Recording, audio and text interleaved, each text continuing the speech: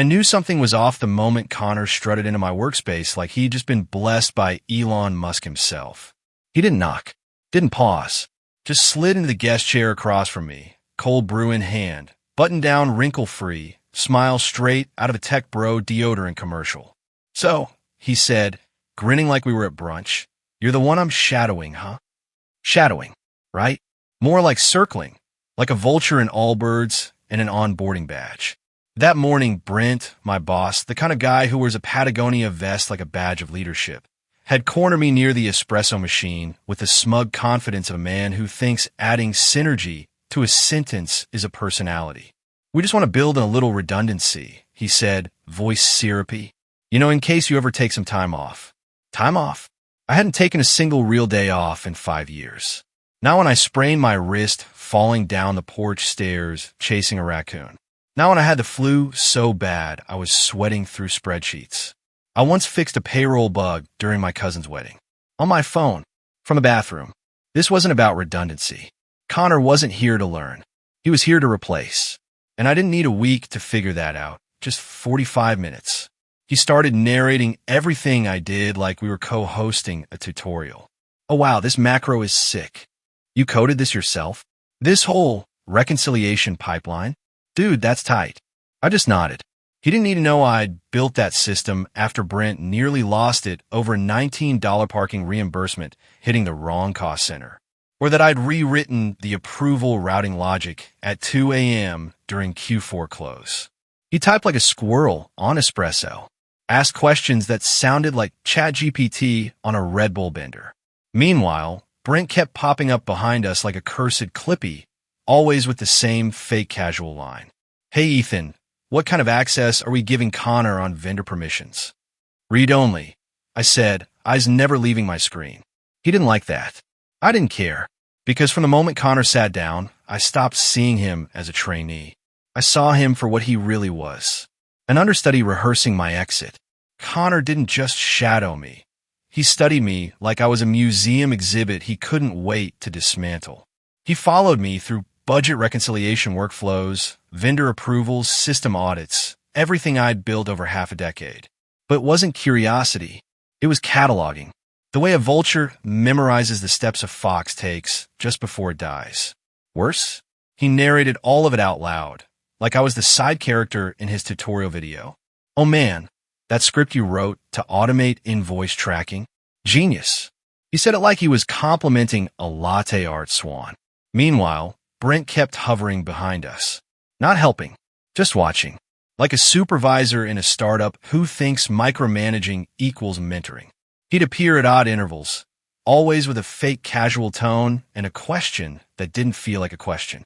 "Hey Ethan, just thinking out loud here, wouldn't it be easier to give Connor full access to the vendor database?" "Not necessary," I'd reply. "He's observing, not executing." I didn't raise my voice. Didn't argue. Just kept working. But I wasn't working blindly. I noticed things, like how Connor already knew where certain file paths were before I walked him through them, or how he casually opened a legacy archive folder from 2020 payroll before I even mentioned it existed. Then there were the Slack messages, Brent checking the timestamps of every screen share, every session. He was timing our interactions like he was trying to optimize something. And Connor?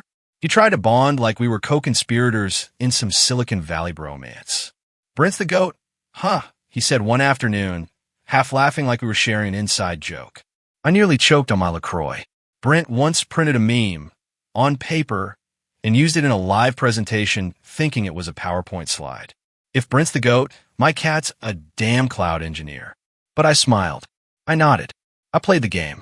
I explained macros. I walked Connor through the company's dusty back-end systems like a museum tour guide. I taught him the things I bled to build, formulas, approval logic, automated log cleanups, all the spots that if touched carelessly could set off an audit like a tripwire. I let Brent think he was 2 steps ahead. Thing is, I'd already flipped the board. Brent's big move came wrapped in soy sauce and self-satisfaction. The company lunch was held at this upscale Japanese restaurant in Palo Alto. Real minimalist vibe, stone planters bonsai by the windows, $22 sashimi served on slate. The kind of place Brent could pretend made him cultured. Mr. Sakamoto, our Tokyo-based CEO, flew in for it. Polished suit, quiet authority, eyes like sonar. But his longtime assistant, Ms. Tanaka, had been delayed due to a connecting flight delay in Vancouver. Brent saw that as his moment to shine. He elbowed the CEO as they sat down, already half sweating through his dress shirt. Guess I'll have to put my Duolingo streak to work, huh? He joked. I ordered tea and tempura. Brent? 2 sake bombs deep by the appetizer round, spitting out toddler-level Japanese with the confidence of a guy who once dated a sushi hostess in college and now thinks he's fluent by osmosis. It was somewhere between his third mispronunciation of arigato and a boast about optimizing our payroll system that he leaned in toward Mr. Sakamoto and dropped the line. In slow, garbled Japanese. He's a bit old-fashioned, probably gone by next quarter. Then he looked at me, dead in the eye, drunk on power and undercooked ambition. Thing is, I heard every word. What Brent didn't know, because he never asked, is that I lived in Osaka for 4 years. Got my master's in computational finance from Kyoto University. Filed compliance reports in Japanese, so dense it would make most native speakers sweat. So when he said I'd be gone by next quarter, I smiled. And when he called me old-fashioned, I reached for my tea with the calm of a man preparing a chessboard. Something clicked in me right there. Not rage, just clarity, the kind that slides into your spine like ice and steel. I didn't argue. I didn't flinch. I just filed that sentence away in my mental archive, right between attack vector and leverage point, because I wasn't going to fight Brent. I was going to erase him, quietly, precisely, in a language he'd never understand. After that lunch, something in me shifted. It wasn't rage. It wasn't panic. It was clarity, the kind that moves into your bones like cold steel. I didn't storm into Brent's office or fire off any emails. I didn't even change the tone of my voice. I just smiled when he walked past my desk that afternoon, coffee in hand, and said, "Hope you don't mind. Figured Connor could use some additional responsibility. You know, to ease your workload." I nodded and replied, "Of course. Happy to support." I said it like he'd handed me a favor, not my own replacement. He walked off, smug as ever, probably thinking I was too old, too tired, too slow to notice the trap he'd laid. What he didn't realize was I had already seen it coming. I just didn't flinch. That weekend, while Brent was likely sipping wine somewhere and Connor was watching Excel tutorials with a false sense of mastery, I sat in my apartment with a bottle of Pinot and our internal payroll database open on one screen. On the other was a blank spreadsheet I titled, with perfect composure, Greg's Greatest Hits. I didn't have to look long. Just 4 days after the official fiscal bonus deadline, I found a suspicious adjustment. Brent's own bonus had been manually increased by $12,500. The timestamp was post-deadline. The override code he used? It was an emergency-level admin function, typically reserved for maternity leaves or backdated raise corrections. This wasn't that. This was theft, carefully buried under the noise of end-of-quarter chaos. And unfortunately for Brent, I was the one who built the rules he tried to bend. I kept going, tracing vendor payments, internal approvals, time logs, expense justifications. It all unraveled faster than I expected. A vendor listed under Benton Consulting had received over $7,000 in Q3. There was no invoice, no contact, no trace in our vendor system. Another one, Mosaic Advisory, was registered at a WeWork that had closed 2 years ago. Then there was Project Zenith Flow, a system I had marked completed the year before, suddenly logging $18,000 in backdated consulting fees. Every transaction, every shadowy detail was added to the file. I even found blind-copied emails Brent had sent to Tokyo, bragging about streamlining systems I'd spent months designing. His name stamped on my architecture like a student signing his name on the teacher's notes. But I didn't lash out. I didn't call him out. Instead, I trained Connor as if nothing was happening. I answered his questions, guided him through a process, and pretended not to notice his growing confidence. When he asked if we could simplify approval controls, I smiled and told him we'd try, while quietly altering his permissions so every change he made was auto-forwarded to a private inbox only I had access to. Little by little, I let him feel important. I gave him limited power, just enough to think he was being trusted. I even started misnaming columns during walkthroughs, not to sabotage him, but to test who was really paying attention. Connor wasn't, but Brent was. He began snooping through Slack messages late at night. Thought he was being clever. What he didn't realize was that I had built a passive alert system that flagged any internal activity on threads you weren't tagged in.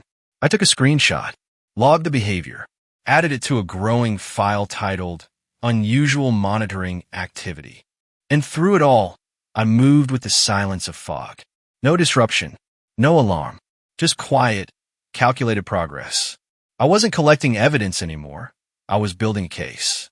Then I remembered her, Mayu Tanaka, the former chief assistant to Mr. Sakamoto, our Tokyo-based CEO. Years ago, she was the voice behind every translated boardroom exchange, the fixer, the enforcer, the diplomat. A legend in heels. Last I heard, she'd stepped back from the public eye, but remained deeply embedded in Tokyo HQ, private, loyal, surgical. She was exactly what I needed. I combed through archived Outlook folders until I found the last contact I had for her. I drafted a short message in Japanese. It's been a while. This is Ethan. I have something I'd like to ask you briefly. 3 hours later, she replied. Polite, direct, no emojis, no frills. Just, of course. I'm listening. We spoke 2 nights later over encrypted video. I was in a hoodie at my desk. She was in a glass-walled Tokyo conference room with the skyline behind her glowing like a circuit board. I didn't dump everything on her. That's not how you speak to someone like Mayu. You give her facts. Precise. Sharp. Unemotional. I found inconsistencies, I said. Vendor payouts. Bonus adjustments. Compliance violations. All tied to Brent G. She didn't flinch, just tilted her head slightly. I sent one document. Just one. A redacted vendor sheet with anomalies. No explanation. No commentary. After a pause, she asked me, "Do you have more?" "I do," I answered. And from that moment on, I had something Brent would never see coming. A direct line to Tokyo. Not through Slack. Not through Connor. Through Mayu. And that changed everything. After that first video call, Mayu and I didn't exchange many words. We didn't need to. She understood the language of silence and the weight of clean evidence. Every night, I sent her one document. No commentary.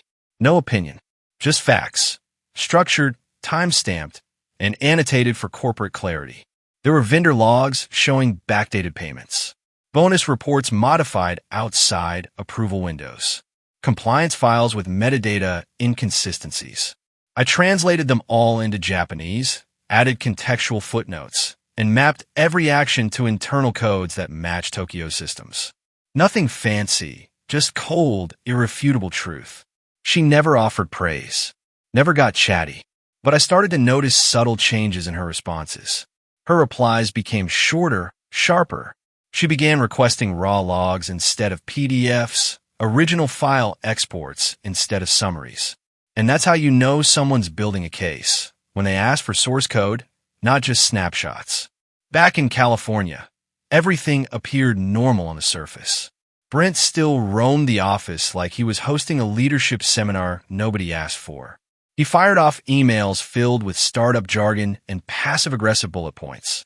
Connor still parked next to me, slurping yogurt with one hand and butchering Excel formulas with the other. The office buzzed along like any other Tuesday soaked in fluorescent lights and underpaid dreams. And me? I smiled. Trained. Coached. Let Brent believe I'd surrendered. Let Connor think he was catching up. I even created temporary admin access, pathways that looked legitimate, fully sandboxed, monitored and auto-logged to a hidden inbox only I could see. They thought I was fading quietly. I wasn't. I was pulling wire beneath their feet. Then, on a quiet Tuesday morning, the real insult landed in my inbox. A calendar invite titled Zenith Flow Transition Kickoff. Owner? Connor James. I stared at the subject line for a long minute. Zenith Flow was mine. A reconciliation pipeline I built during lockdown, rewriting thousands of lines of legacy code while half the team was still learning how to unmute on Zoom. I had cleaned it secured it, and audit-proofed it. It was my Sistine Chapel, written in formulas and logic gates. And now it had a new owner. No warning, no handoff, just replacement. 2 hours later, Brent wandered by my desk with a grin that said he thought I might cry. "Hope you don't mind," he said. "Connor's been asking for more ownership opportunities. Thought this might help balance out your workload." I returned his grin with surgical calm. "Of course," I replied, always happy to support from the sidelines. He nodded, oblivious. That afternoon, an email was sent to the Tokyo board. Subject: Payroll Optimization Initiative, Initial Successes. It was Brent's 3-paragraph victory lap, congratulating himself for modernizing outdated systems and streamlining core processes. There was even a bullet point about Zenith Flow transition now complete under my guidance. Efficiency gains included. He called it his guidance. I didn't scream. I didn't even frown. I downloaded the PDF version, renamed it delusional_ve3_final.pdf, and archived it. But then I saw it. Attached at the bottom of the email was a compliance confirmation document, one that looked official. Tight formatting, accurate dates, correct terminology. It claimed our new process met both US and Japan standards. And there, at the bottom of the page, was my signature, or rather, a copy of it, lifted straight from a form I'd filed 6 months ago, down to the pixel spacing. The approval code was also reused, a specific string I'd inserted into a sandbox build for internal testing, one that no one else was supposed to see. Brent hadn't just forged a document. He forged one of mine. And worse, he thought I wouldn't notice. I didn't rage. I didn't panic. I simply opened my encrypted archive, pulled the original version, and sent both documents to Mayu with a brief note. Please review the attached. Format appears correct, but content and signature have been altered. She didn't reply immediately. An hour later, a single message appeared. Confirmed. No small talk. No fluff. Just confirmation. And I knew, without needing to ask, what that meant. The machine had begun to move, but this time, it was shifting its weight in my direction. Brent had crossed the line, and now, quietly and without warning, the floor beneath him had begun to rot. The calendar invite arrived late Friday afternoon, just as people were mentally checking out, packing up laptops, and dreaming about cheap tequila and overpriced sushi. The subject line was vague. Q4 efficiency strategy, attendance mandatory. No context, no agenda, just a string of buzzwords that said everything and nothing all at once. I opened it, skimmed. Tucked between vague phrases like cost optimization and organizational alignment was a short list titled, Transition Consideration, Preliminary Candidates. My name was at the bottom, not bolded, not highlighted, just there, quietly, like a final insult signed in Arial 11 points. I didn't react, didn't forward it to anyone, didn't ask questions. I just took a screenshot, saved it to my folder titled, In Case I'm Gaslit, and closed my laptop with the calm of someone who already knew the ending. Because 12 hours earlier, while Brent was likely popping open a bottle of Napa Red, I had already set the final act in motion. At exactly 4:42 a.m. Pacific Time, just after Tokyo's lunch hour, an encrypted email was delivered to every board member on file. No subject line, no message body, just 3 attachments. 1. A spreadsheet titled Unauthorized Adjustments, 2022 to 2023. 2. A PDF labeled Compliance Fabrication, Gregory Brent. 3. A zip folder named Full Audit Trail, Internal Use Only. Every file translated, color-coded, mapped to approval chains, and linked to untouched metadata. No commentary, no drama, just the kind of evidence that doesn't shout.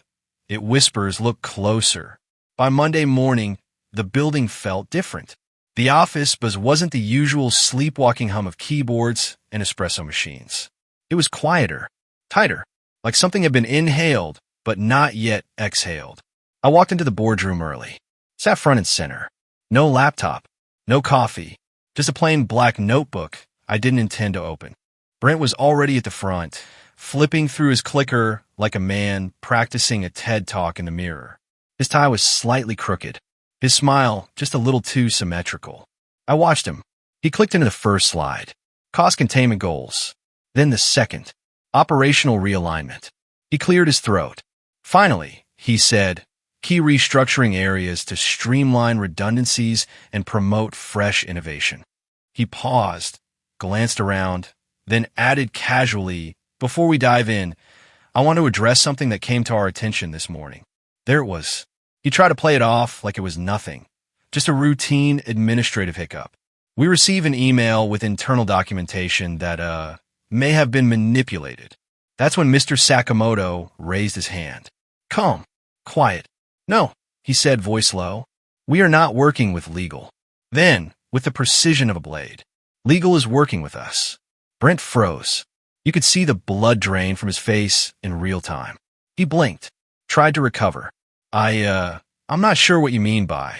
One of the board members slid a printed copy of the audit trail across the table toward him.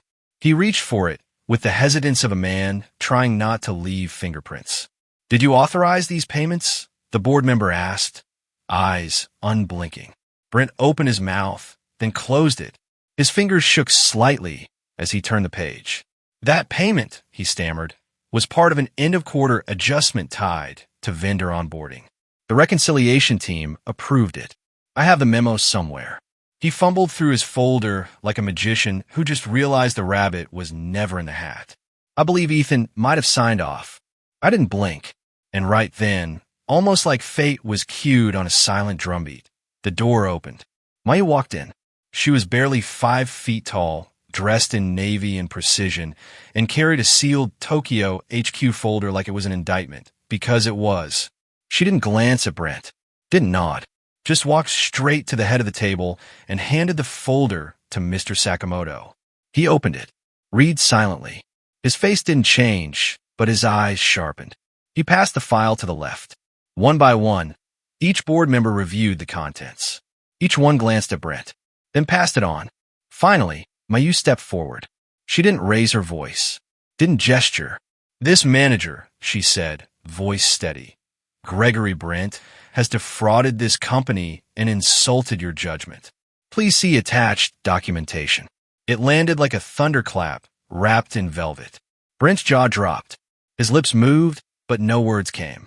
He looked around the room, hoping for an ally, a shrug, a lifeline. None came. The silence that followed was the kind you only hear when power shifts permanently. He tried a last-ditch plea. This is clearly some kind of vendetta. Ethan's been slow-rolling handoffs. He's been sabotaging this transition for weeks. The CEO raised a hand again. No more. That was it. Brent leaned back in his chair, shoulders sagging. His voice faltered like a dying battery. With all due respect, he began, always the phrase of a man about to disrespect everyone. I believe Ethan has. I stood up. No drama. No theatrics. I adjusted my sleeve, looked Brent dead in the eye, and said in flawless Japanese, when you joked about firing me, you forgot something. I know your language better than you know your job. The room held its breath. One board member murmured, damn. Brent's face went blank, like maybe if he stared hard enough, he could reverse time. But time was no longer his to control, and I, finally, had nothing left to prove. They didn't drag Brent out. There were no security guards, no shouting, no scene, just 2 members of the internal operations team who walked into the boardroom with the same quiet professionalism you'd expect from someone delivering a lunch order. They stood beside him, didn't speak, didn't gesture, just looked at him and waited. Brent didn't move at first.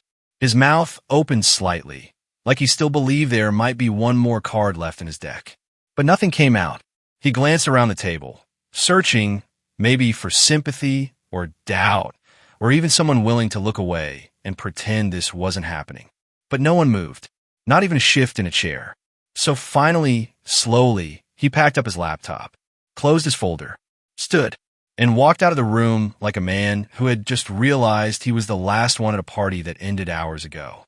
The door clicked shut behind him with the finality of a judge's gavel. The CEO didn't watch him leave. He simply turned back to the room and, in a voice so calm it felt surgical, said, let's move forward. No further commentary. No wrap-up speech. Just a clean incision between what came before and what came next. My U stepped forward and began distributing a memo. One page, perfectly formatted, Tokyo seal embossed at the top. I already knew what it contained. I'd signed a contract 2 weeks ago. When I scanned the page, I saw it printed there in clear, precise font. Ethan Shaw, Director of Financial Systems, U.S. Division, reporting to Tokyo headquarters. It wasn't followed by applause. No one reached across the table to shake my hand. And that was exactly how I wanted it. I closed my notebook, stood, and looked around the room.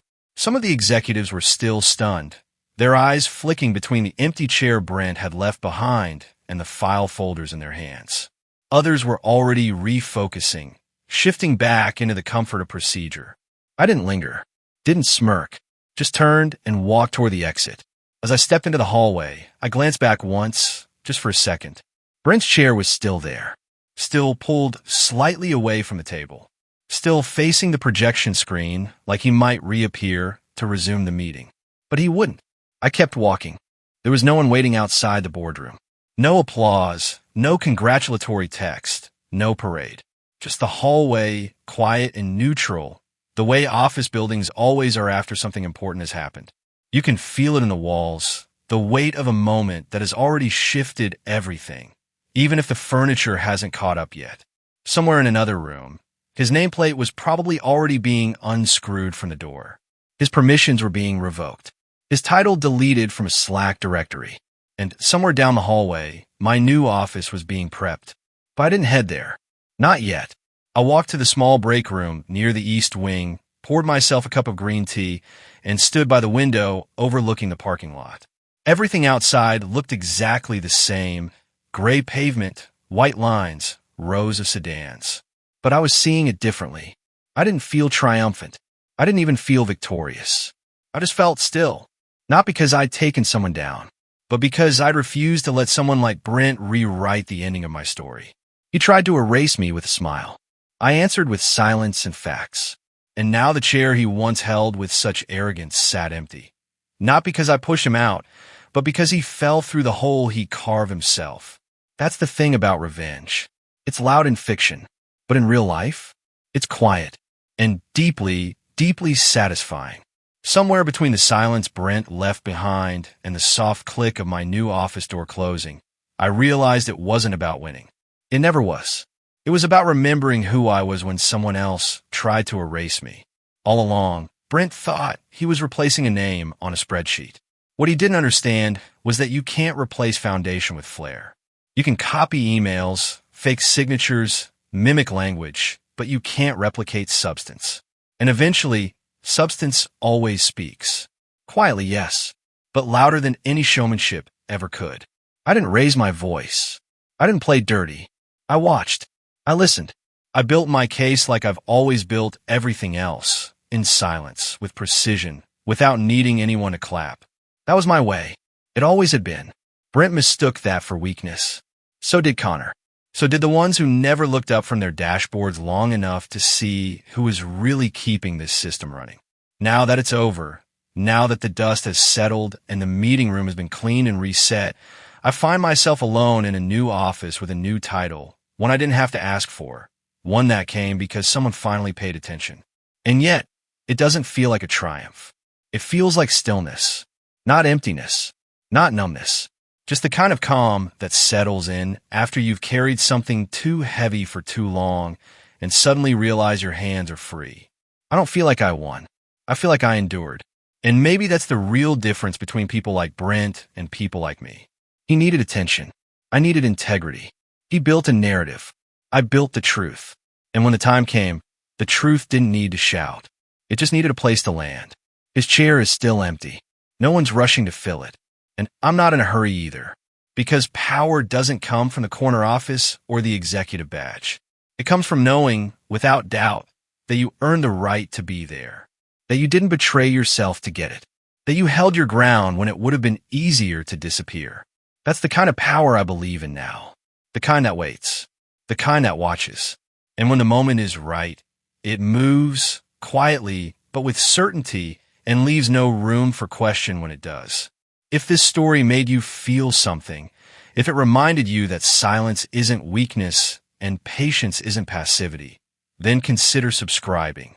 I share stories like this for people who've ever been underestimated, overlooked, or told to stay in their lane. This is your lane now. Hit subscribe, and let's keep walking it quietly but powerfully.